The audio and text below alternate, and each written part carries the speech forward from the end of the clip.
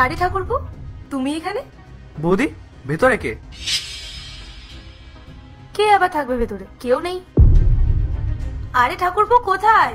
আরে ঠাকুরপো, আরে আমি বললাম তো এখানে কেউ আসেনি। দাঁড়াও, কি করছো তুমি? কাকে খুঁজছো? কাকে খুঁজছো তুমি? কেউ নেই বাড়িতে, কেউ আসেনি। আরে কি করছো নাকি? ওইদিকে কি দেখছো? কাকে খুঁজছো তুমি? আরে আমি বললাম তো এখানে কেউ আসেনি, ওখানে কেউ নেই। আরে ওই ঘরে কি খুঁজছো? আরে ঠাকুরপো কেউ নেই, কেউ আসেনি। কাকে খুঁজছো তুমি? ঠাকুরপো দাঁড়াও, আগে বলো কি হয়েছে, কাকে খুঁজছো তুমি? বৌদি, এই বাড়িতে কেউ ঢুকেছে।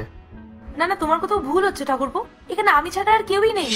বৌদি, তুমি এটা কি বলছো? আমি নিজের চোখে দেখেছি এই বাড়িতে কেউ ঢুকেছে। না ঠাকুরপো, তোমার ভুল হচ্ছে, আমি তো বলছি এখানে আমি ছাড়া আর কেউ নেই। তুমি আমার কথাটা তো শোনো। রাহুল, কাউকে পেলি? আর পায়েল, তুমি ঠিক আছো তো? আমি ঠিক আছি, কিন্তু তোমরা দুজন এখানে কি করছো? আর তোমরা এমন অদ্ভুত বিহেভ কেন করছো? আরে আমি তো অফিসে ছিলাম, তখনই রাহুল আমাকে বললো বাড়িতে নাকি চোর ঢুকেছে।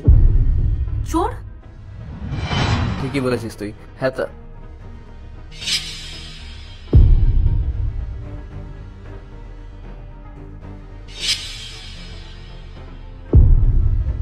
ঘরে কে ঢুকলো?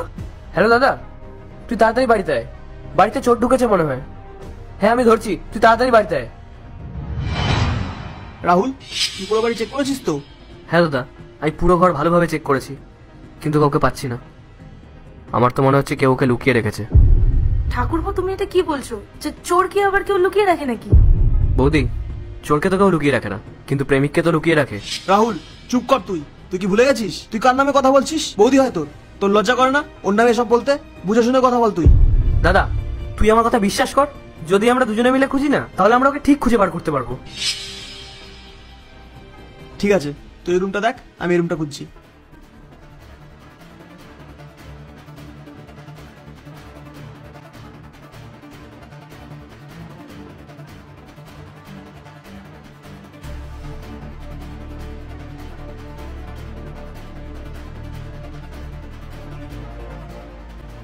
দাদা, আমি ওই রুমে কাউকে পেলাম না।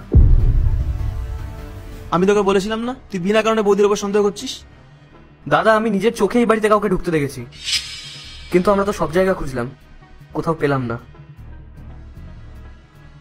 দাদা, আমরা তো সব জায়গা চেক করেছি, এই বেডটা তো চেক করিনি। এই বেডের নিচটা একবার চেক কর। আরে বেড চেক করবে মানে? এটা আমার বেড, আর আমার বেড আমি কাউকে চেক করতে দেবো না। বেড কেন চেক করবে? এখানে তো কেউ নেই। আরে কোনো ব্যাপার না পায়েল, একবার চেক করতে দাও না, কিছু হবে না। না না, বেড কেন চেক করবে? আরে চেক করতে দাও না, তাহলে তোর আর কিছু বলার থাকবে না।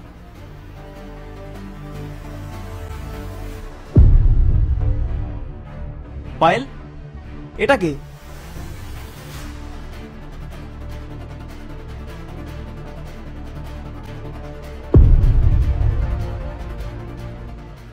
আমি তোমার থেকে সব আশা করিনি। রনিত, ওটা আমার স্কুলের ফ্রেন্ড ছিল, তুমি তো আমাকে টাইম দিতে না, তাই ও আমার একাকিত্ব মেটাতে আসতো। পায়েল, আমার ধৈর্য সীমা পেরোনোর আগে তুমি এখান থেকে বেরিয়ে যাও। রনিত প্লিজ আমাকে একটা সুযোগ দাও। হাত ছাড়ো আমার। আমি তো তোমাকে ভালোবাসি, বলো। বেরিয়ে যাও এখান থেকে।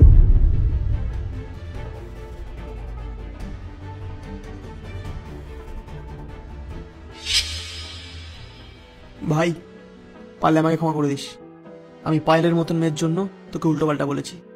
কোনো ব্যাপার না দাদা, যদি তোর জায়গায় অন্য কেউ থাকতো তাহলে সেও হয়তো এরকম করতো। তুই চিন্তা করিস না, আমি বুঝতে পারছি তোর মধ্যে এখন কি চলছে। তুই আয়, বস।